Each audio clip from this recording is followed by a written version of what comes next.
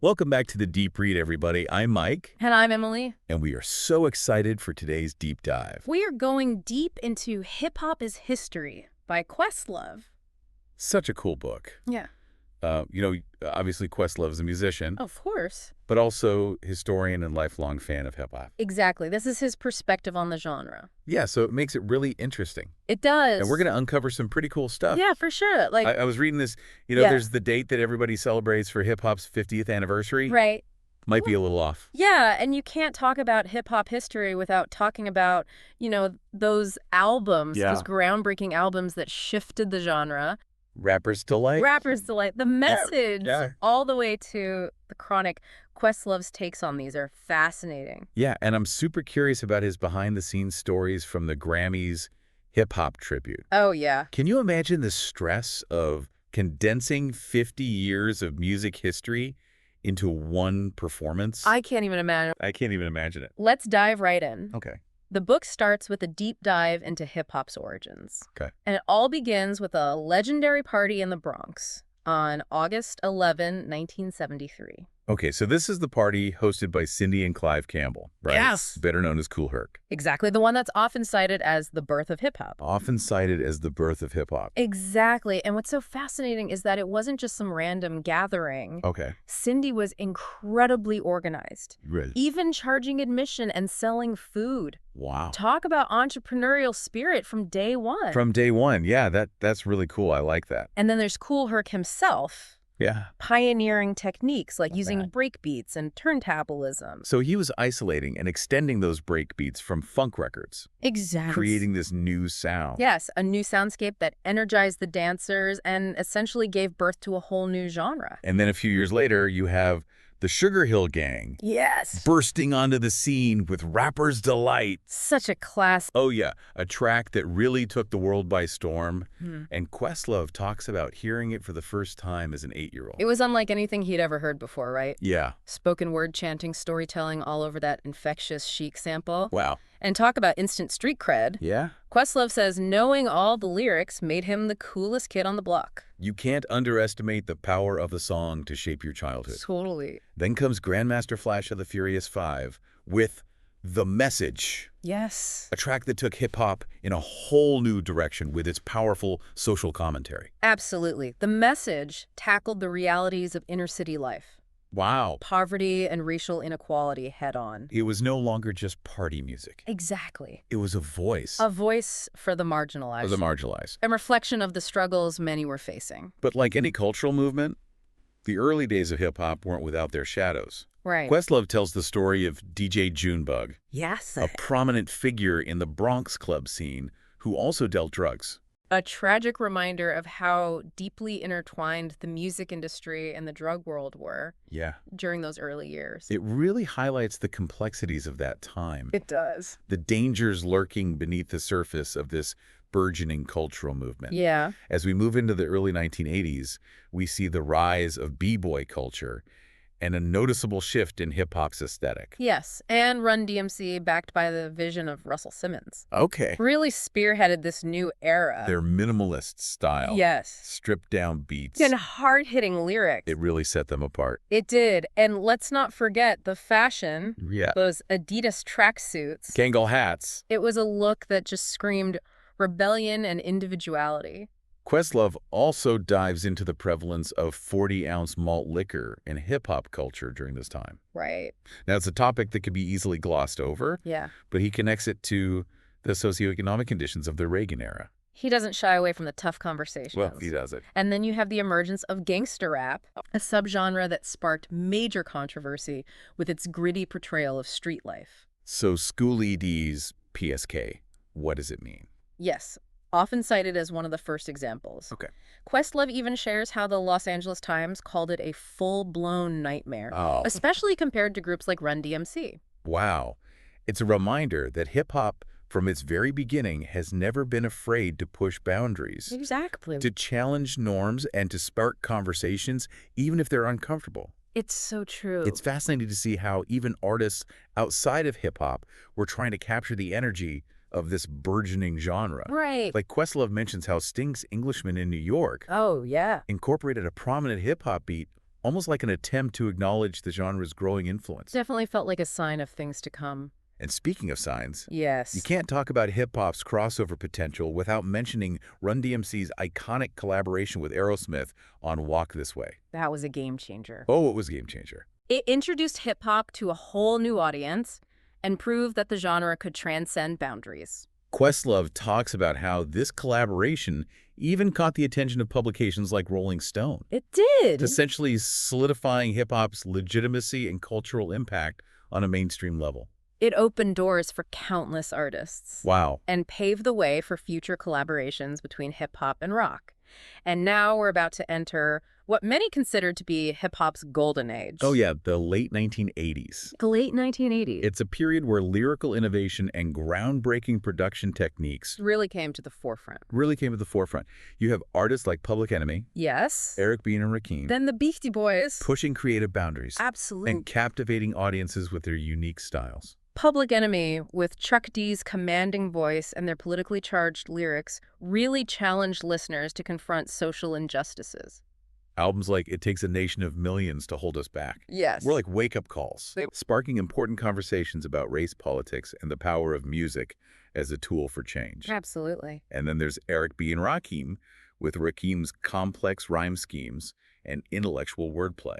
Rakim's influence on hip-hop is undeniable. Questlove even compares him to literary giants like James Joyce. Wow. Talk about elevating the art of lyricism. He inspired countless MCs who followed in his footsteps, Yeah. proving that hip-hop could be both thought-provoking and incredibly skillful. And who could forget the Beastie Boys? Oh, the Beastie Boys. They brought this raw energy and humor to hip-hop, blending punk and funk influences with their signature style. They were controversial, Oh, yeah. but there's no denying their impact. There's no denying their impact. Questlove has a funny story about their Hold It Now, Hit It.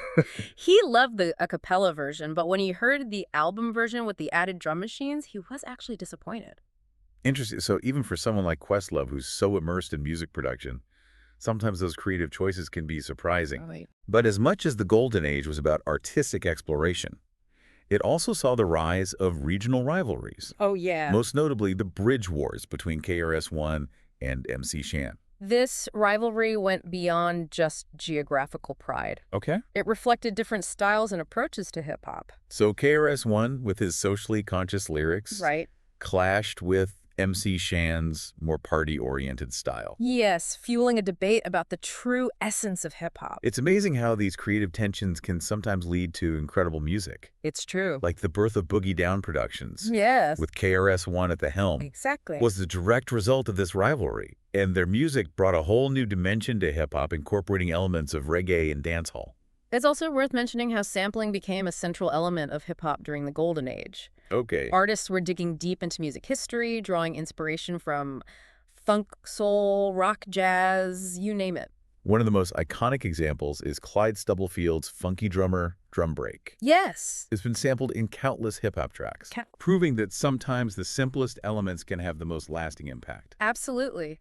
But this rise in sampling also led to important discussions about copyright and ownership, Oh, yeah. issues that continue to be debated in the music industry today. Who owns a sound? Right. Where's the line between inspiration and infringement? It's true. These are questions that hip-hop forced the world to confront.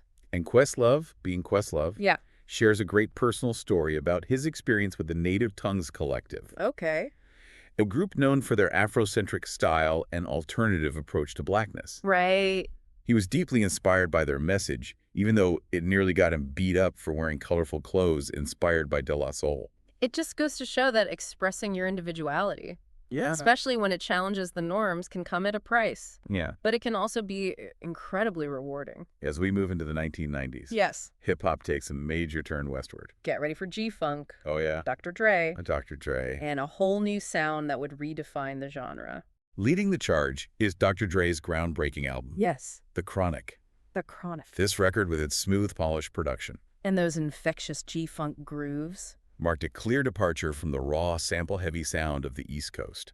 It was a seismic shift in hip-hop's sonic landscape. But The Chronic wasn't just about sonic innovation. Right. It also brought a lot of lyrical controversy to the forefront. It did. Dr. Dre, along with Snoop Dogg, who rose to prominence on this album, Yeah. pushed boundaries with their lyrics about gang life, violence, and sexuality. It sparked intense debates about censorship and the role of social responsibility in music. Should music simply reflect reality, or does it have a duty to promote positive messages? Questions that continue to be relevant today. And here's where it gets really interesting. Okay. Questlove actually has a personal connection to the Chronic. Oh, really? Dr. Dre sampled his parents' band, Congress Alley, for the hit song Nothing But a G Thing. Imagine hearing your parents' music on one of the biggest hip-hop tracks of all time. Questlove describes feeling a mix of pride and conflicted emotions about the sample. It's a fascinating intersection of personal history, musical legacy, and the sometimes unpredictable ways that inspiration strikes. Another major force emerging on the West Coast was the Wu-Tang Clan, Yes. a group that brought this raw, gritty, and undeniably unique style to hip-hop. They were like nothing anyone had heard before. Their sound, characterized by lo-fi production, intricate rhyme schemes, and martial arts imagery, Wow. was a breath of fresh air. It felt like they were creating their own universe, It did. and listeners were eager to be transported there. They were. Now, Questlove admits that he was initially skeptical of the Wu-Tang Clan, Okay. feeling like they relied too heavily on well-worn breakbeats. But as he dug deeper into their music, Yeah. his perspective changed. He realized that they weren't simply replicating old sounds. Exactly. They were recontextualizing them, flipping familiar samples in unexpected ways. And creating something entirely new and compelling. It was a masterclass in creative sampling. Their approach to production was all about finding those hidden gems and transforming them into something completely fresh. They even had a name for it. Shaolin Soul. Shell and Soul. And speaking of creative vision, Questlove tells a great anecdote about the RZA. Okay. The mastermind producer behind Wu-Tang Clan, he speculates that the RZA might have used his entire record advance to build his vast record collection, Wow. which is pretty amazing when you think about the dedication it takes to create a truly unique sound. Absolutely. This era, as vibrant as it was also marked by tragedy. Yes. The deaths of Tupac Shakur and the Notorious B.I.G. shook the hip-hop community to its core. Their untimely deaths not only fueled conspiracy theories, but also intensified the East Coast-West Coast rivalry Yeah. that had been brewing for some time. It was a stark reminder of the dangers of escalating conflicts Yes. and the fragility of life, especially in a culture often associated with violence. Questlove reflects on how these events cast a long shadow over the genre. A shadow that still lingers to this day. It forced the hip-hop community and the world at large to confront the devastating consequences of violence. Right. And the importance of fostering unity and understanding. As we move into the late 1990s, Okay. we see a stylistic shift in hip-hop, a move toward a more commercial pop-influenced sound. This era, often referred to as the shiny suit era, Yes. was defined by its polished production, catchy hooks, and mainstream appeal. Think Puff Daddy and Bad Boy Records. Artists like Mace and the Notorious B.I.G. embraced this new wave, achieving massive commercial success They did. with tracks that blended hip-hop with elements of R&B and pop. It was a time of big personalities, extravagant videos, and a sound that dominated the airwaves. It sparked debate. Yeah, That's agreed. this whole idea of artistic credibility versus commercial success that emerged during this time. That classic dilemma. Do you stay true to your roots, or do you evolve to reach a wider audience? It's a question that artists in every genre grapple with. Yeah. And hip-hop was no exception. And even Questlove, a true music head, admits to having mixed feelings about Puff Daddy's approach to sampling. Right. He felt that it sometimes lacked the complexity and nuance of producers like J Dilla, Yeah. who were known for their intricate and soulful approach to sampling. It's a reminder that even within a genre, there's always a spectrum of approaches, and what appeals to one listener might not resonate with another. Yeah, and then you have the rise of the super producer during this time. Right. Figures like Timbaland the Neptunes and Missy Elliott, Yes, shaping the sound of the era. shaping the sound of the era with their innovative production techniques and distinct sonic palettes. They weren't just behind-the-scenes figures anymore. Right. They were stars in their own right, influencing everything Yeah. from songwriting to fashion. It was a major shift in the power dynamics of hip-hop. It was. And Questlove reflects on this shift with a mix of admiration and nostalgia. He recognized the immense talent of these producers, Yeah. but also missed the days when MCs had more creative control over the music. Makes you wonder, right? It does. What is the ideal balance of power in the creative process? Right. Should it be all about the artist's vision? Yeah. Or should producers have an equal say? One event that beautifully captures the spirit of this era Okay. is A Tribe Called Quest reunion concert, Oh, wow. organized by photographer Gordon Parks. It brought together 177 artists from different generations and backgrounds, Wow. all united by their love for hip-hop. A truly iconic moment. It was. Questlove describes it as a powerful testament to the enduring legacy of this genre. Right. A celebration of community and a reminder of the power of music to transcend differences. As we enter the early 2000s, Okay. hip-hop embraces a new phenomenon. Mixtape culture. Mixtape culture. This is where artists really started to develop their skills, build a following, and experiment with new sounds outside the traditional album format. DJ Drama, with his influential Gangsta Grills series, was at the forefront of this movement. Hosting mixtapes for some of the biggest names in hip-hop. Absolutely. And these weren't just random compilations of tracks. They were carefully curated experiences, often featuring exclusive freestyles, remixes, and collaborations. Wow. That helped break new artists and shape the underground sound. Now, Questlove initially resisted this new wave of mixtape culture. Okay. But eventually, even he had to acknowledge the talent and impact of artists like Lil Wayne. Lil Wayne, a true mixtape king. A true mixtape king. Who rose to prominence during this era. He even tells a funny story about how he was finally won over by Lil Wayne's use of a deep cut, A Tribe Called Quest sample. Really? Proving that even the most discerning music aficionado can be surprised and delighted by unexpected connections. It just shows you never know where inspiration is going to come from. But the mixtape era also brought with it legal challenges. Right. With DJ Drama facing charges of copyright infringement for his work. It highlighted the complex legal issues surrounding sampling and mixtape distribution, raising important questions about ownership, fair use, and the evolving nature of the music industry in the digital age. It was a pivotal moment. It was. That forced everyone to rethink the rules of the game. Exactly. And speaking of rethinking the rules, just wait till we get to the blog era. Oh, yeah. Where online platforms completely changed the way music was discovered and consumed. Online platforms became the new tastemakers in hip-hop. It was a true democratization of music discovery. Right. A catchy track. Yeah. A savvy online presence, and boom. Boom. You could potentially become the next big thing. Artists like Kid Cudi, Drake, Kanye West. all of whom weren't afraid to experiment and blend genres, really benefited from this shift. They gained traction through online buzz and critical acclaim from those influential music blogs. And Questlove, someone who'd witnessed so many shifts in hip-hop, initially struggled to connect with some of the sounds emerging from this era. He's very open about that in the book. Yeah, he talks about feeling a bit out of sync, especially with artists like Kanye West, whose artistic journey was taking some pretty unexpected turns. But Questlove, being the open-minded music lover that he is, recognized the talent and innovation. Yeah. Even when it pushed him outside of his comfort zone, he was willing to be challenged to have his preconceived notions about hip-hop expanded. Then around 2012, streaming services like Spotify and Apple Music enter the scene, and the way we consume music changes forever. It's the dawn of the streaming era. It's a double-edged sword, really. Yeah. On the one hand, we suddenly have access to this vast library of music at our fingertips. But on the other hand, hip-hop as a genre becomes even more fragmented, splitting off into countless subgenres and niche markets. Think trap, mumble rap, SoundCloud rap, all these styles finding their audiences online. It's both exciting and overwhelming, even for someone like me who loves to explore new music. And Questlove feels it too. Yeah. He talks about being drawn to the playlist function of these streaming services, using it to curate listening experiences almost like a DJ would. It's interesting, right? Because in a way, streaming allows us to become our own DJs, creating personalized soundtracks for our lives. Yeah.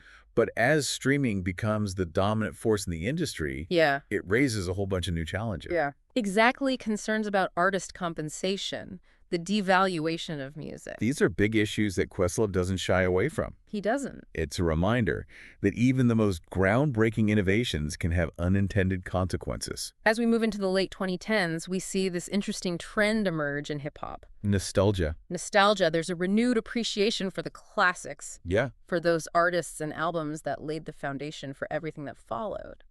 You see artists like Kendrick Lamar and J. Cole who are pushing the genre forward. Yeah. But they're also paying homage to their influences, weaving in those sonic threads that connect the past to the present. And speaking of Kendrick, Questlove has a fascinating take on his music. Yeah. He recognizes Kendrick's incredible talent and impact. Right. But he admits that he can only handle listening to his albums once.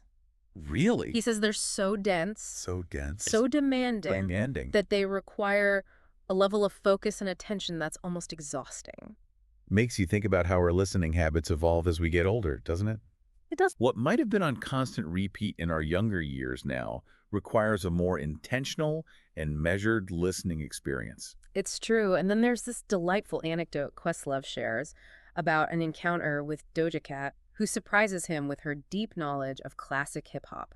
It's a heartwarming reminder that the music we love can transcend generations. It's a testament to hip-hop's enduring power, its ability to inspire and influence artists in ways we might never fully grasp. Yeah.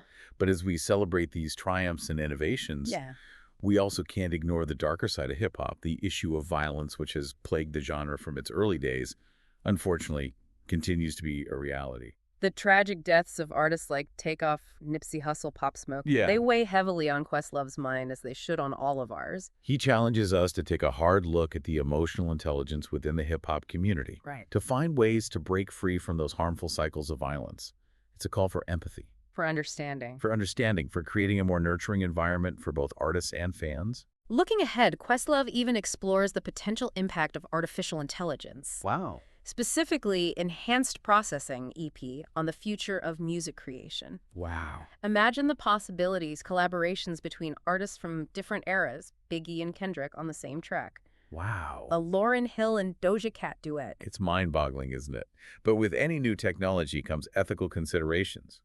It's about harnessing the power of these tools responsibly, being mindful of their potential impact on creativity and authenticity. And we get a real treat at the end of the book. Questlove takes us behind the scenes of his experience producing the Grammys' 50th anniversary hip-hop tribute. Talk about a pressure cooker. He shares the challenges of selecting the artists, condensing 50 years of history into a single performance. Wow. All while dealing with the usual chaos of live television. He even had a tooth fall out from stress. From stress. And then there's the story about his pre-show meditation ritual in a closet. Anything to calm the nerves before such a monumental event. And who could forget the last-minute scramble to fill a performance slot, only for Lil Uzi Vert to step in and save the day. It's a perfect example of how live performance is this unpredictable beast, and sometimes you just have to roll with the punches.